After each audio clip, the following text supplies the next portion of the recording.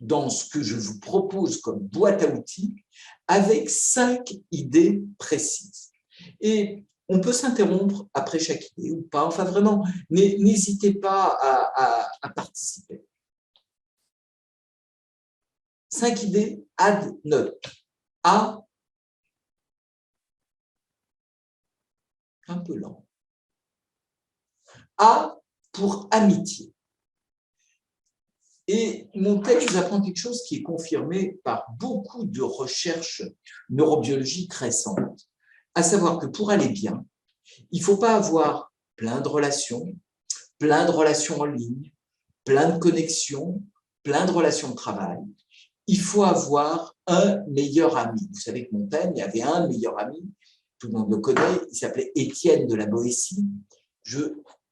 Sur cette image, vous voyez 2 cœurs cousus, puisque Montaigne dit « nous étions tellement proches que nos cœurs étaient cousus », et il le dit encore plus joliment que ça, il dit « ils étaient tellement cousus qu'à la fin, on ne voyait pas la couture qui les rapprochait ». Donc 2 cœurs cousus dont on ne voit pas la couture. Et quand on demande à Montaigne « mais pourquoi est-ce que vous êtes ami de la Boétie ?» il répond une sorte d'évidence, qui est l'évidence de l'amitié, parce que c'était lui, parce que c'était moi. Donc, de même que de manière intense, nous avons dans nos vies, et c'est bien des amours, hein, on n'est pas marié à plusieurs personnes, on n'est pas polygame, et bien de même qu'on doit pouvoir privilégier, alors dans mon livre, je ne disais pas un ami, je dis plutôt 2 ou 3, histoire qu'on ne se fâche pas avec tout le monde, mais en tout cas, des amis très proches. Et il y a une étude coréenne qui vient de paraître, qui montre que les adolescents qui ont plein de relations en ligne, plein de likes, plein de… vous qui faites beaucoup de choses sur l'Internet, vous voyez ce que je veux dire, plein au fond de ces soutiens virtuels vont moins bien que ceux qui ont 2 ou 3 très bons amis. Donc, un premier facteur de santé, c'est de recentrer nos relations sur quelques amitiés, quelques meilleurs amis, nos quelques Étienne de la Boétie, plutôt que d'aller chercher des femmes. Et Montaigne va encore plus loin, et dans le livre, je donne des critères et je donne des indices pour repérer un bon ami. Un bon ami, c'est quoi? C'est d'abord quelqu'un qui ne vous dit pas oui toujours. Quand dans la vie, quelqu'un est immédiatement à votre service, vous dit oui, je suis d'accord avec tout ce que tu dis est formidable, ce n'est pas forcément un bon ami, ça peut être un manipulateur. Deuxième critère d'un bon ami, il n'a pas tout réussi dans sa vie. Nos vies sont des suites d'échecs et de réussites. Quand on organise des conférences, il y en a qui ont réussi, il y en a qui ont raté. C'est justement parce qu'on peut en rater certaines qu'il y a un peu de stress et qu'on va essayer de donner le meilleur de nous-mêmes. Donc un bon ami vous dit non, est capable de vous dire non, est capable de vous raconter des échecs. Et puis j'ai mis une photo de Salvador Dali. Pourquoi Salvador Dali? Parce que Salvador Dali, c'était quelqu'un que des fois on avait du mal à comprendre. Vous savez, il parlait une langue très compliquée et il en avait fait sa marque de fabrique. Eh bien, un bon ami ou un vrai ami, c'est plutôt quelqu'un qui va parler clairement, qui va utiliser un langage clair et plutôt que, vous voyez, cette espèce de pouvoir par l'hermétisme qu'exercent certains. Alors, il y avait des grands penseurs qui ont fait ça. C'est au fond, quand on n'y comprend rien, on se dit que ça doit forcément être extrêmement intelligent parce qu'on n'y comprend rien. Et ce que je propose de faire dans le livre, c'est un bilan très concret d'amitié, en se posant 3 questions. 1, c'est qui mes vrais amis? C'est qui les relations qui sont la base de ma vie? Ça peut être aussi des relations évidemment familiales. 2, depuis combien de temps je n'ai pas donné rendez-vous à mes meilleurs amis, alors que je passe un temps fou avec ces amitiés labiles, avec ces amitiés qui peuvent changer, ces amitiés accessoires du Montaigne, qui peuvent se transformer très vite en inimitié.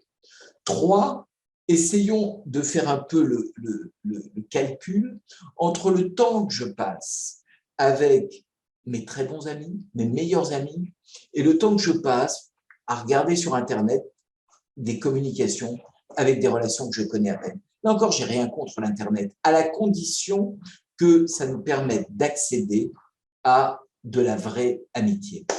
Jean-Christophe, je vous redonne peut-être la main 2 minutes. Est-ce que Est-ce que vous voulez que sur ce premier point, comme on en a 5, Alors, qu'on le commente?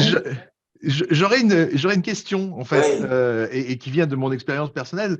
Je suis issu d'une grande famille et j'aimais être entouré de plein de ouais. personnes et j'ai l'impression d'avoir beaucoup d'amis proches que je ne vois pas très souvent.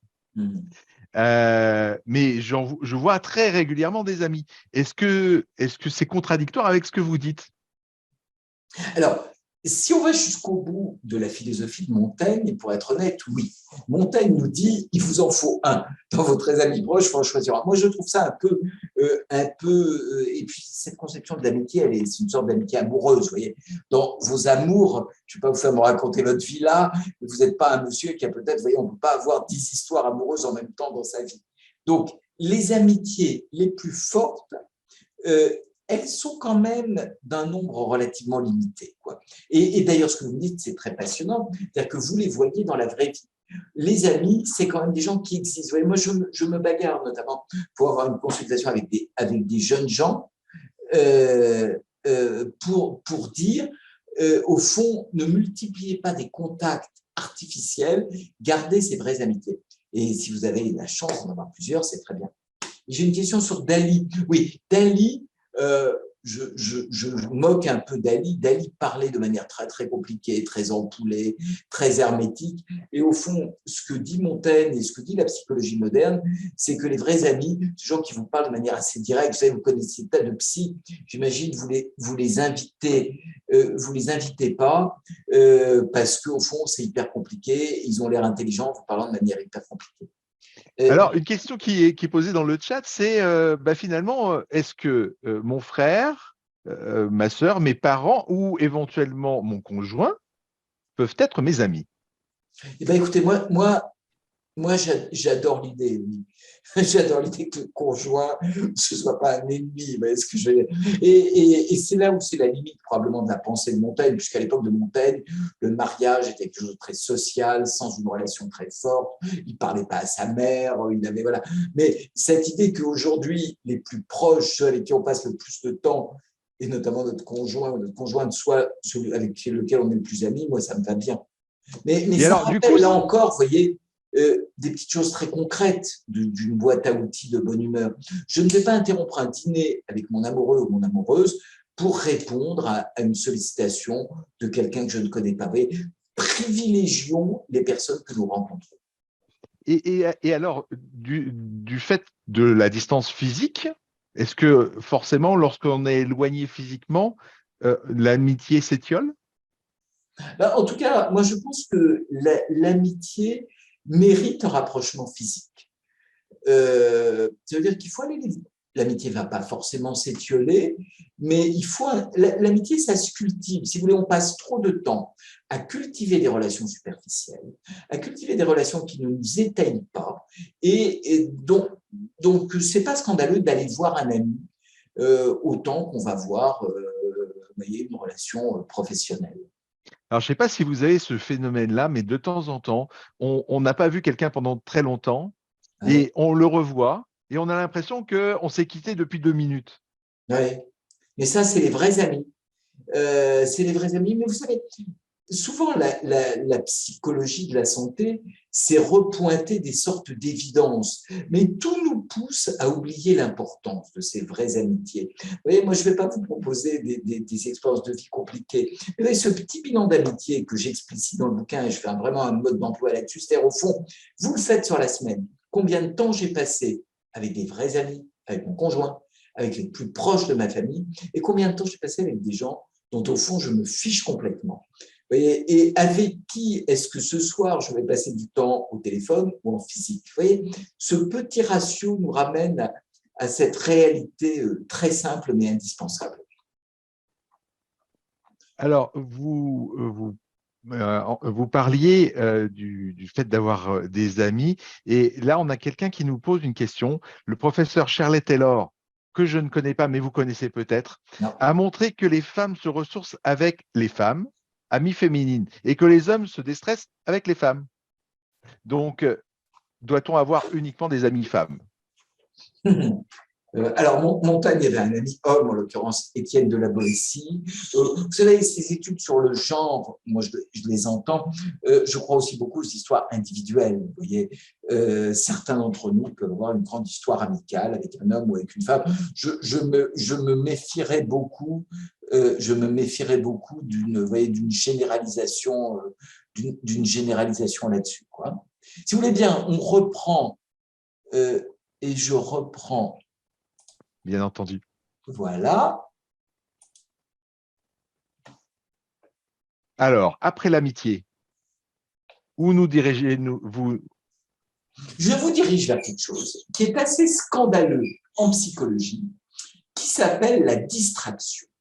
Vous savez, on a longtemps cru que la psychologie, la bonne humeur, c'était réfléchir à ce qui nous arrive, comprendre ce qui nous arrive, se tenir la tête entre les mains et réfléchir. Montaigne prend un exemple, vous le voyez sur la photo, qui est un pont au-dessus du vide. Il dit, si vous voulez traverser, si vous voulez marcher, traverser ce pont au-dessus du vide, si vous regardez le vide, vous ne le traverserez jamais. Si vous arrivez à faire un peu abstraction du vide, vous allez le traverser facilement. Et Montaigne disait qu'il faut se fabriquer une arrière-boutique. J'adore cette idée, c'est-à-dire au fond, des musiques, des idées, des paroles, des photos de nos proches, des souvenirs de nos réussites qui vont nous distraire dans les coups durs qui arrivent nécessairement dans la vie. Moi, je propose en consultation à mes patients de se fabriquer plus qu'une arrière-boutique, une trousse de distraction dans laquelle ils vont physiquement mettre tout ce qui, au fond, leur fait du bien. Mais vous voyez, mon idée, c'est de déculpabiliser celui qui a envie d'aller voir un film drôle, celui qui a envie d'aller écouter un concert en disant j'ai envie de me distraire et pas forcément de réfléchir au malheur du monde. Il est dans le vrai. Pour aller bien, pour être de bonne humeur, à un moment, il faut au minimum équilibrer réflexion et distraction. Et on peut avoir, alors vous savez, Montaigne faisait un truc étonnant, il gravait des phrases sur les murs de sa bibliothèque, de sa librairie. Le sommet de la science humaine, c'est prendre les choses comme elles sont. Jouis du présent, le reste est hors de toi. Et celle-là, la dernière, il n'a pas écrite parce que c'est d'un philosophe qui lui est bien postérieur, qui est Alain, qui dit le pessimisme est de nature. Regardez les infos, vous aurez toutes les raisons d'être accablé et pessimiste. L'optimisme est de combat. Donc, vous voyez, moi j'ai envie, par rapport à une psychologie qui défend une espèce de tripatouillage des profondeurs, si je peux dire comme ça, où on va réfléchir très profondément sur soi, et ça peut avoir un sens quelquefois, de ne pas culpabiliser celui ou celle qui se distrait, qui s'amuse et qui va, de manière volontariste, remplir sa trousse de bonne humeur. Ça, c'est la deuxième idée. Et si vous voulez bien, avant que je vous redonne la parole, je vais avancer à la troisième idée. Vous avez de la chance parce que en Suisse, vous êtes vraiment gâtés par rapport à ça. On a besoin de nature. La nature, c'est quoi? Ça peut être jeter un petit coup d'œil au ciel, là, même à Paris, le ciel devient bleu. Vous m'aviez dit qu'il était bleu en Suisse, mais là, même à Paris, on a un petit ciel bleu. Ça peut être de faire de temps en temps des réunions, des cours, pourquoi pas à l'école polytechnique, à l'extérieur. Ça peut être d'avoir des plantes dans son bureau. Et ça peut être aussi d'avoir un animal familier. Et Montaigne dit très joliment, quand je joue avec ma chatte, nous entretenons de singerie réciproque. Qui sait si elle ne tire pas plus son passe-temps de moi que je ne fais d'elle? Et puis c'est la faute de qui si on ne se comprend pas? Est-ce que c'est elle qui ne comprend pas ma langue ou est-ce que c'est moi qui ne comprends pas ma langue? En raisonnant comme nous, elles peuvent nous estimer bêtes comme nous les faisons d'elles. Donc vous voyez au fond, 1, l'amitié, 2, la trousse de distraction, et 3, chaque jour, un temps, là encore, de connexion un peu volontaire, un peu volontariste à la nature. Ça, c'est le troisième, le troisième critère. J'avance sur le quatrième et après, je vous rends la main. Le quatrième, c'est l'oubli. J'ai mis un bouquet avec un film parce que Montaigne dit, mon livre, moi, je fais des essais, mais au fond, j'oublie tout. Et la seule chose que je fournisse quand j'écris, c'est un fil pour faire tenir ensemble des fleurs que je suis allé cueillir ailleurs, des citations que je suis allé cueillir ailleurs. Et à l'époque où tout le monde veut développer sa mémoire, on fait des exercices contre l'Alzheimer, Montaigne dit, quand on a une capacité d'oubli, globalement, on a un couple de meilleure qualité. Les couples qui tiennent sont les couples où on est capable d'oublier des petits moments difficiles qu'on a eus, des choses que l'un ou l'autre n'a pas traversées de la même manière. Et puis, on a moins d'ennemis. Là, je vous ai mis une image de Darius. Darius disait rappelez-moi ce que m'ont fait les Grecs. Rappelez-moi. Quand on a moins de mémoire, on va moins garder de rancune.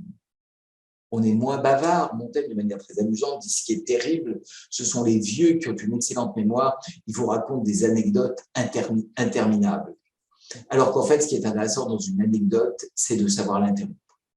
Et dernière idée, on est moins manipulateur, on est moins arriviste, parce que pour l'être, il faut se souvenir exactement de tout ce qu'on a fait aux uns et aux autres. Donc, vous voyez, quelques idées anti-intuitives.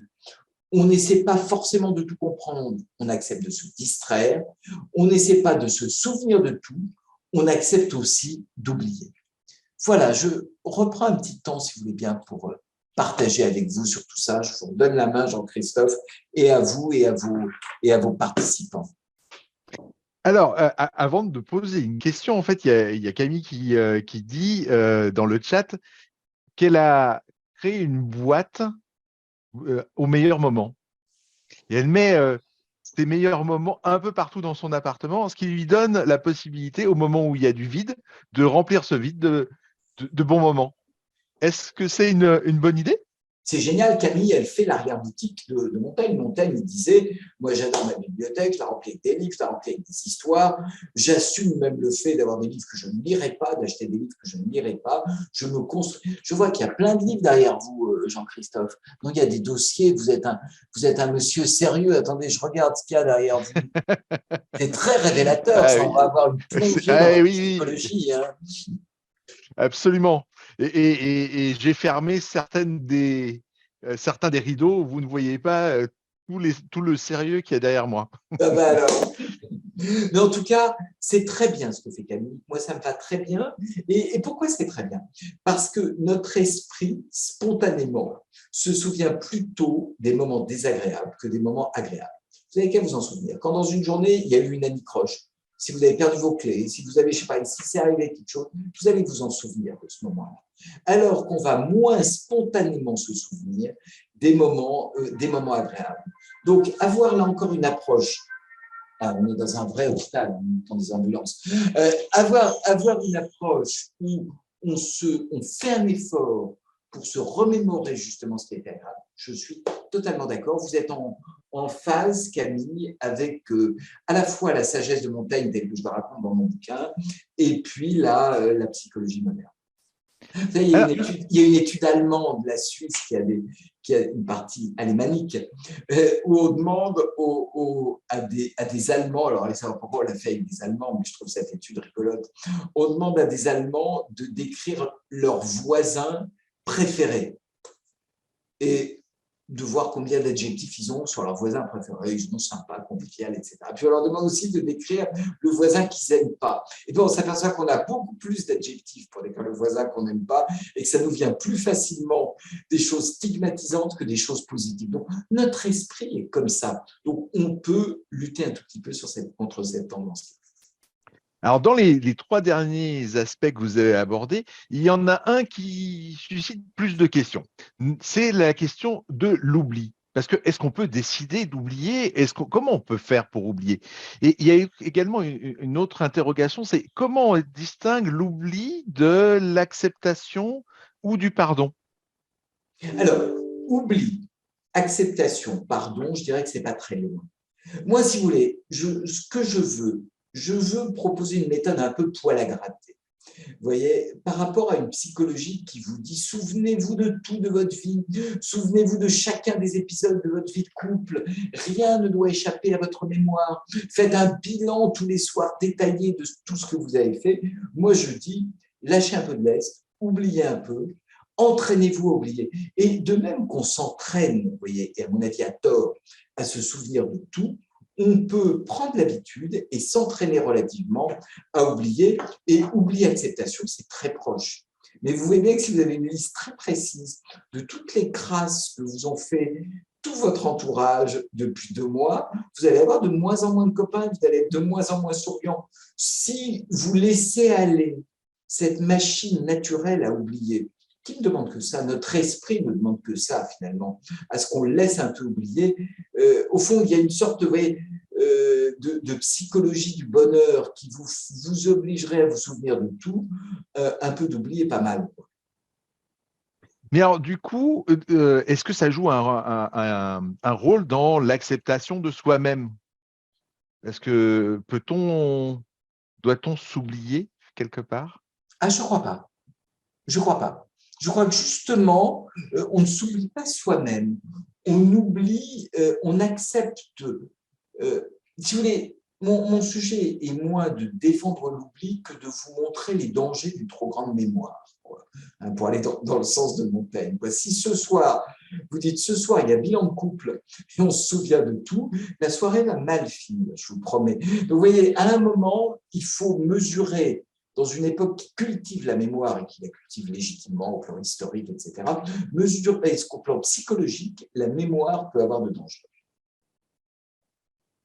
Alors, on a quelqu'un qui est professeur, visiblement à l'EPFL, qui parle justement de s'aimer soi-même et d'inclure ses vulnérabilités, ses faiblesses, et qui parle du programme Mindful Self-Compassion.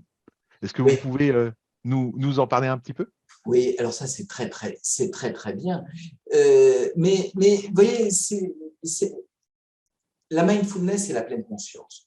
Prendre conscience ne veut pas dire se souvenir en permanence.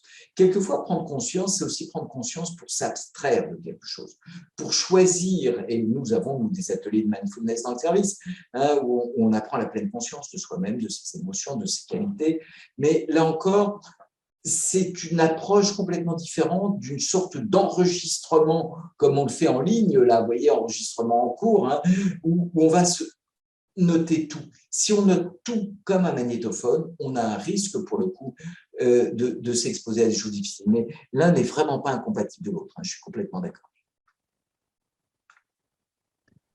Alors, je n'ai pas repéré d'autres questions. Eh bien, Euh, on y retourne alors. En revanche, il y a Oui. quelqu'un qui dit, vous avez cité 4 points, et au départ, vous en avez dit, il y en a 5. Et le 5e va arriver. Et voilà. Voilà. Et voilà. Alors, le cinquième arrive. Euh, il est là.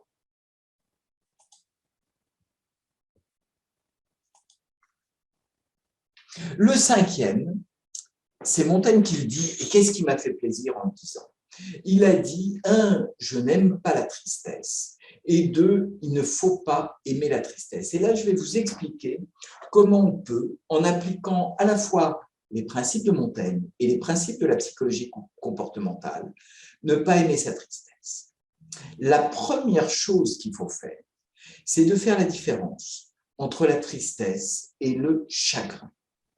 Le chagrin, Montaigne dit chagrin, aujourd'hui je dirais épisode dépressif majeur.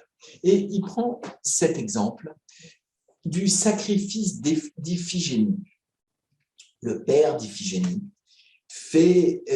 prend un engagement auprès du destin en disant si je suis victorieux, si je traverse victorieusement une tempête, la première personne que je croiserai, je la sacrifierai, je la tuerai.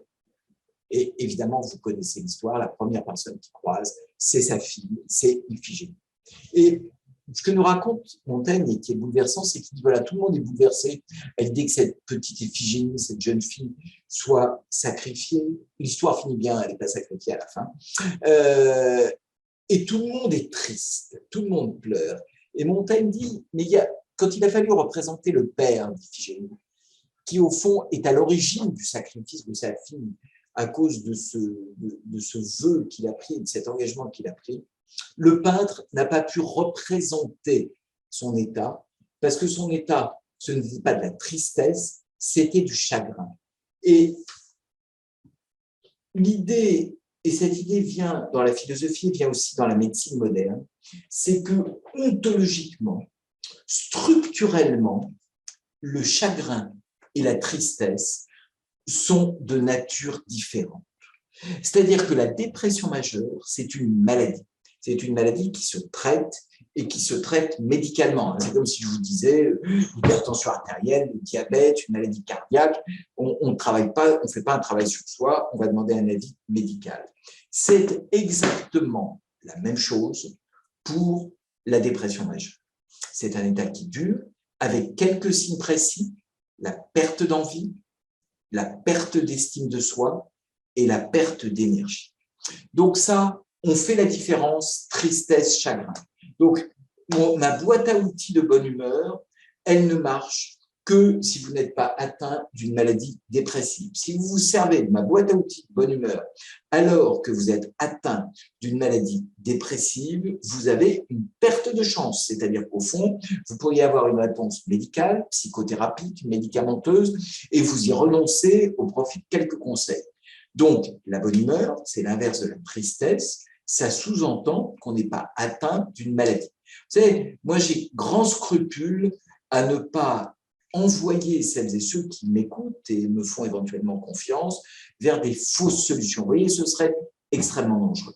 Donc, premier temps essentiel, on fait la différence. Deuxième temps, on doit apprendre à ne pas aimer sa tristesse, à ne pas constituer, vous voyez, il y avait des petits bustes là, un musée personnel de la tristesse. Je vois des gens qui s'installent dans la tristesse, vous en connaissez, vous leur demandez même plus comment ça va, vous savez absolument ce qu'ils vont vous répondre, comme un lundi, comme un mercredi, on fait aller. Donc, au fond, ils ont tellement pris l'habitude de se présenter comme des personnes tristes que le jour où ils vont bien, vous dites qu'il leur est arrivé quelque chose d'anormal. Une des techniques que je détaille dans le livre pour surmonter sa tristesse, c'est d'entendre la voix de la tristesse dans notre pensée, on voit bien la voix du pessimisme, et de la considérer comme une voix étrangère et qui se trompe.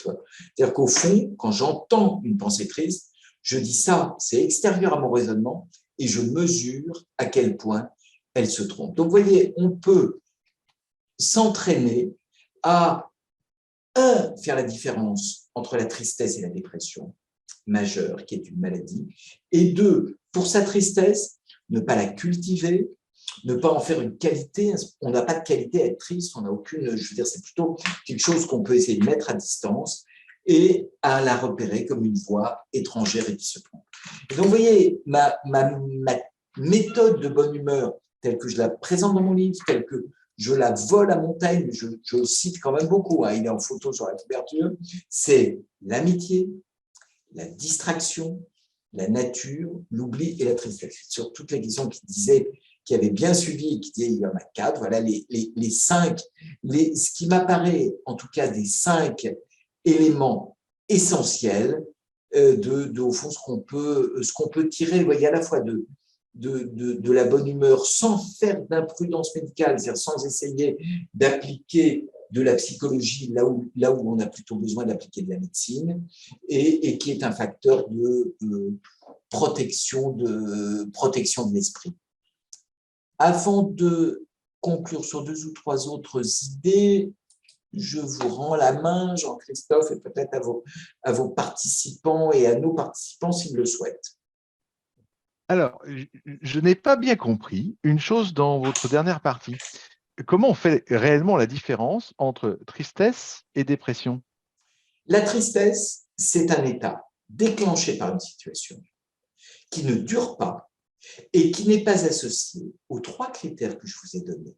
La perte d'envie, la perte de l'estime de soi. Par exemple, là, vous voyez, on déclenche un confinement. Je ne sais pas si on a eu en Suisse des très longs. Vous avez été confiné un peu.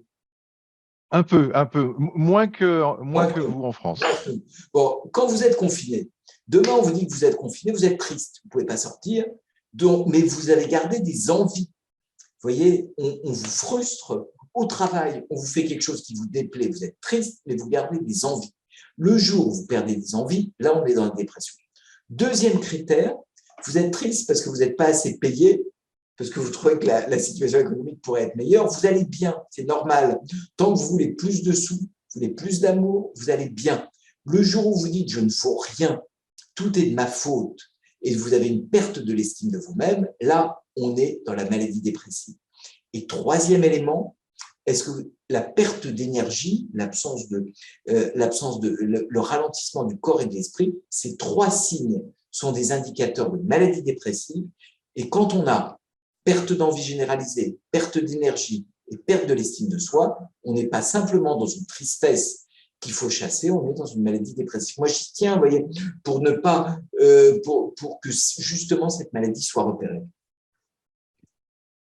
Alors, c'est évidemment très, très important de repérer précocement les maladies, mais ce que vous venez de décrire est quand même assez proche de ce que vivent les adolescents ou les jeunes adultes dans une transition de vie. L'arrivée à l'EPFL, c'est des changements de circonstances. Est-ce que la perte de l'estime de soi ou la perte d'énergie, c'est pas aussi de la fatigue ou le changement d'environnement? Ah, vous savez, on peut être fatigué, mais tant qu'on garde un peu de plaisir, vous voyez, on voit un beau paysage, on voit un beau garçon, une belle fille, on voit un bon gâteau, on voit un beau livre. Tant qu'on a ça, on n'est pas dans la maladie dépressive. Le jour où on n'a plus ça, où on est tombé dans une espèce d'indifférence morne, là, il faut se poser la question. Et moi, je veux vraiment, tout notre métier de psychiatre, c'est de faire la différence entre ce qui est du champ de l'émotion qui va pouvoir se travailler avec ma boîte à outils et ce qui est du champ de la maladie qui vraiment devrait être traité. Mais si on se trompe de champ, on va prendre des antidépresseurs, pour le dire simplement, sur une émotion triste parce qu'on est un peu stressé en arrivant, en changeant d'école et ça ne servira à rien. Dans l'autre cas, on risque de passer à côté d'un état qui serait rapidement transformé avec un traitement adapté. Alors, il y a des questions par rapport à l'utilisation de substances psychoactives, Oui. que ce soit alcool ou que ce soit des psychotropes. Est-ce que c'est pas pour oublier finalement? Alors, Est-ce que c'est dans des on fait un peu outils externes? on fait un peu de teasing. Je vous ferai une diapo sur comment Montaigne nous explique les substances psychoactives. On finit les questions là-dessus et vous allez voir une vraie surprise sur les substances psychoactives. Ok. Comment on peut expliquer que certaines personnes ont une nature optimiste? Est-ce que Euh, c'est un parcours de vie qui amène à la nature optimiste ou c'est parce que de façon innée, on a votre boîte à outils? alors, il y a des optimistes de nature, hein, c'est des bonnes natures. Il y a des optimistes de combat. Hein. Pour vous dire la vérité, moi, je me ressens plutôt en optimiste de combat. Vous voyez, moi, je lutte contre une sorte de pessimisme naturel. Donc, on peut l'avoir. Ce qu'il faut savoir, et c'est là où cette idée de la tristesse qui se trompe, le pessimisme, c'est peut-être élégant, si je passe une heure à vous expliquer que le monde est foutu, que de toute façon, entre la guerre, le réchauffement climatique et je ne sais quoi, on est tous morts. Cette rumination-là ne mène à rien. Et face à ça, et c'est vraiment la phrase d'Alain, le pessimisme est de nature, hein, tout contribue, tout concourt à nous rendre pessimistes, l'optimisme est de combat. Donc moi, j'incite dans une ambiance qui est terriblement pessimistogène, si j'ose le dire comme ça, et génératrice de pessimisme, à savoir que le combat pour l'optimisme est toujours un combat actif. Alors, avant de passer à la suite, il y a quand même des personnes qui se posent la question, est-ce qu'ils ne sont pas quand même un petit peu du côté de la dépression?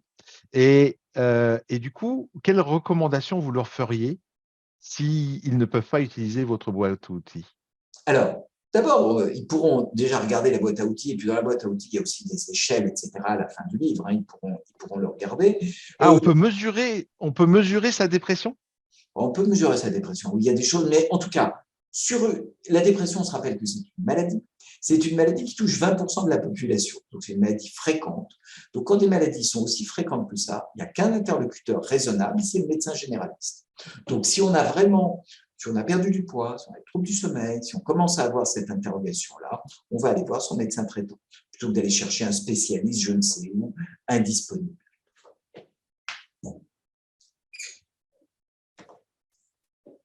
Alors, il y a certaines personnes qui sont surprises par le 20%. 20% sur la vie entière. Waouh, 20%, Sur oui, la vie. 20% sur la vie entière. Pas tout de suite. Hein.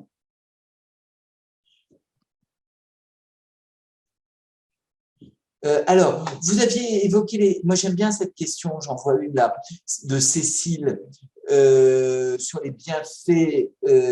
Oui, j'adore l'énergie du désespoir, si vous voulez. Les bienfaits de l'activité physique, ils sont considérables. Montaigne dit quelque chose de formidable. Il dit si vous hésitez entre faire un exercice de l'esprit ou un exercice du corps, faites plutôt un exercice physique. Il vous fera aussi du bien à l'esprit. L'inverse n'est pas vrai. Donc, dans tous les cas, il faut bouger. Dans tous les cas, un homme ou une femme heureuse n'est jamais tout seul et un homme ou une femme heureuse n'est jamais inerte, n'est jamais sédentaire.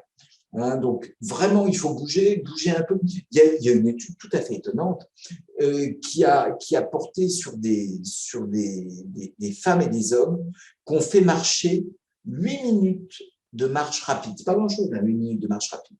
On a calculé combien de temps ça faisait. Je crois que ça fait à peu près 300 ou 400 mètres. En 8 minutes de marche rapide, on a mesuré leur niveau de bien-être avant le début de la marche et après les 8 minutes. Ils augmentent de 20% le niveau de bien-être.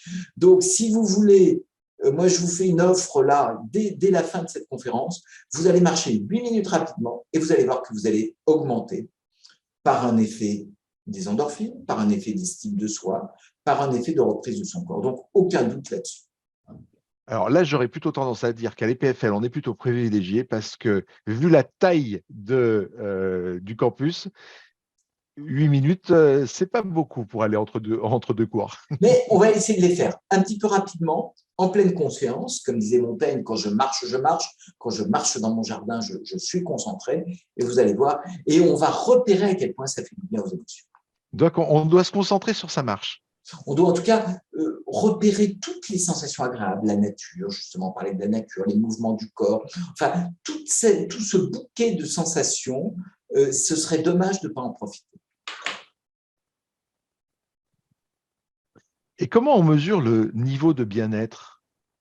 J'en sais rien, moi je m'en fous. Vous savez, c'est pour ça que j'ai fait ce bouquin en parlant de santé. Je crois que le bien-être, c'est quand on n'est pas en mauvaise santé. Vous voyez. Je ne crois pas à la recherche du bien-être. Je crois qu'il y a un vrai stress à trop chercher le bien-être. Vous voyez. Moi, je pense que si on arrive à être en bonne santé, à bien bouger, à avoir de l'amitié, à avoir des capacités à se distraire, il y a une sorte d'obsession pathologique du bien-être, du zen permanent, qui me paraît terriblement angoissante. Quoi. Moi, je ne sais pas ce que c'est qu'une journée en total bien-être. Moi, je n'en connais pas, et vous non plus, je pense, Jean-Christophe. Non, probablement pas. Soyons Si on honnêtes. décale, Soyons honnêtes. Vous voyez ce que je veux dire? oui, mais oui. Mais je passe un très bon moment avec vous là maintenant. On a des petits moments de bien-être comme Et c'est ça, ça, et on essaie de les exactement. fabriquer. Mais se dire que de toute notre journée, du lever au coucher, on n'aura que du bien-être, ça me paraît un objectif extrêmement, pour le coup, extrêmement générateur de mal-être. Et du coup, la boîte à outils est assez centrée sur soi-même, c'est-à-dire soi-même dans la relation avec les autres. Mais quand on constate que quelqu'un qui nous est proche euh, n'arrive plus à utiliser ces outils, qu'est-ce qu'on peut faire comme proche? Alors, plusieurs choses. C'est là où je reviens sur la question émotion-maladie. Ce qu'on peut faire comme proche, c'est jamais scandaleux d'avoir un petit avis médical. Vous voyez, le côté je te raisonne, je prends sur toi, je te remonte le moral. On ne remonte jamais le moral de personne. Hein. Par contre, on peut l'emmener courir, on peut l'emmener bouger, on peut le distraire. Et puis, ne pas trouver scandaleux de prendre un petit avis médical. Que peut-on penser de nos proches qui sont des animaux? Ah ben, je les adore, moi, les animaux. Attendez, il y a Muriel qui dit comment est-ce qu'on tire vers le haut des personnes mélancoliques si vraiment elles sont mélancoliques. Professeur Lançon, il défend 10 000 pas par jour. Et puis Christophe Lançon, c'est mon copain en plus. Et puis balade de 7 km dans les Alpes. Voilà, enfin, tout ça, tout ça me va bien. Et les animaux, ben, c'est ce qu'on disait, hein, la nature et les animaux, chacun a les siens. Est-ce qu'on se fait, parce qu'on va bientôt terminer, quand même Absolument. un tout petit mot sur, Je vous en prie. sur mes addictions préférées?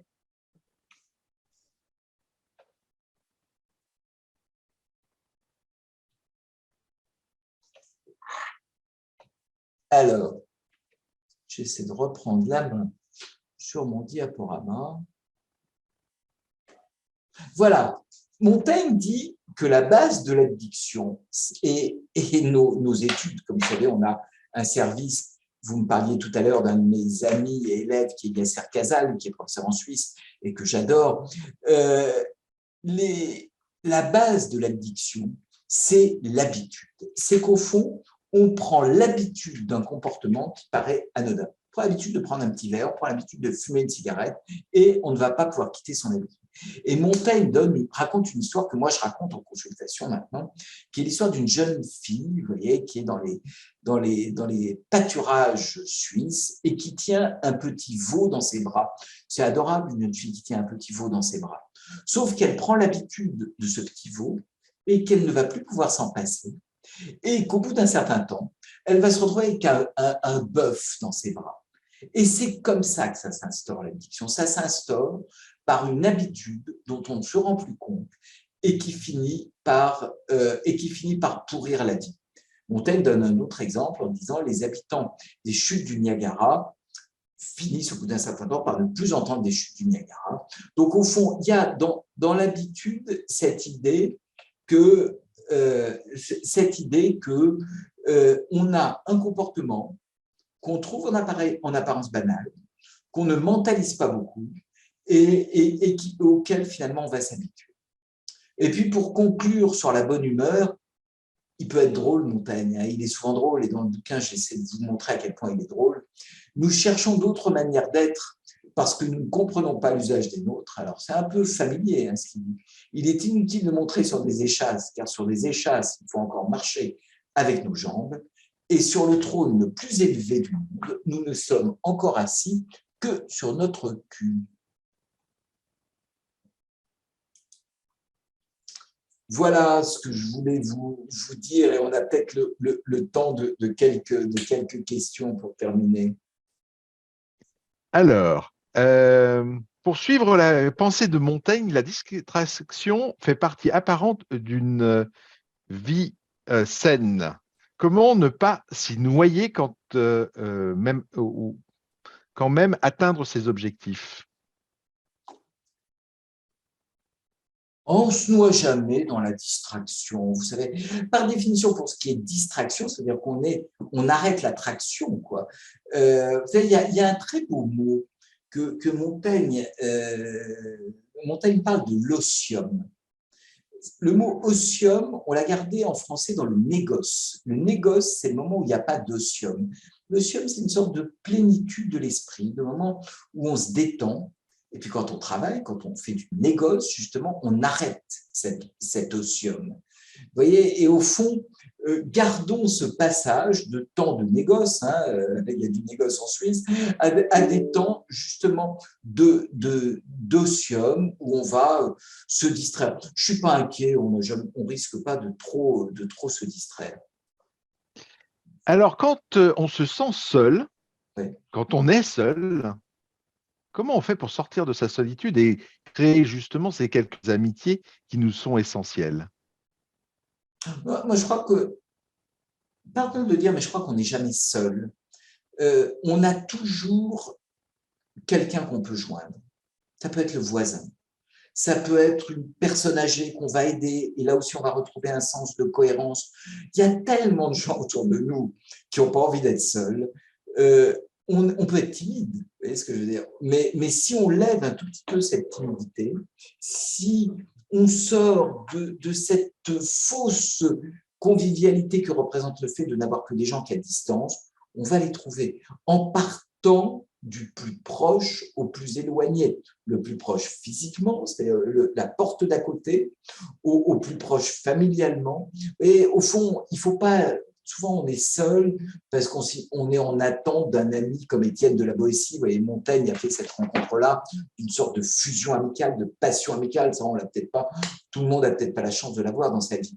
Mais les amis, c'est les plus proches. Vous voyez, il y a une sorte de modestie. On descend un peu la barre. C'est un peu comme dans les histoires amoureuses. Vous voyez, si on attend le prince charmant, on va l'attendre super longtemps et on va être vieux avant qu'il arrive. Mais on va trouver des partenaires à la condition qu'on ne soit pas dans une sorte d'attente d'un ami idéal. Alors, on arrive à la fin de cette conférence et il y a une question qui est revenue plusieurs fois. Est-ce que votre patronyme vous a influencé dans votre conviction de la bonne humeur? Alors, on me le demande depuis l'école, ça. Est-ce que vous, le roi, je crois pas. Mon cul est bien assis sur la chaise. Vous n'êtes pas aussi. Peut-être, en tout cas, ça m'a appris à poser cette question-là. Ce qui m'a plu, je dirais, donné envie de travailler sur ce sujet, c'est une espèce de caricature de la psychiatrie, vous voyez, comme étant une discipline austère, hermétique, limitée à des grands malades, agités, furieux, etc. Et vraiment, j'ai très envie de vous dire qu'entre la recherche d'une sérénité permanente, façon bonheur extatique permanent, je ne sais pas comment on l'atteint, et une sorte de médecine de l'âme austère, il y a quelque chose qui peut être de l'ordre d'une bonne humeur, et c'est un peu ça qu'on a essayé de partager tous ensemble. Eh ben, je vous remercie infiniment.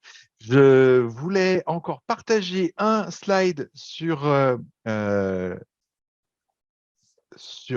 tous les écrans pour rappeler à chacun que cette semaine est lancé à l'EPFL un questionnaire sur la santé mentale. Répondre à ces questions, c'est quelque chose d'indispensable pour comprendre comment améliorer la santé mentale de l'ensemble des collaborateurs et des étudiants à l'École polytechnique. Michel, merci Merci et à très Jean-Christophe. bientôt.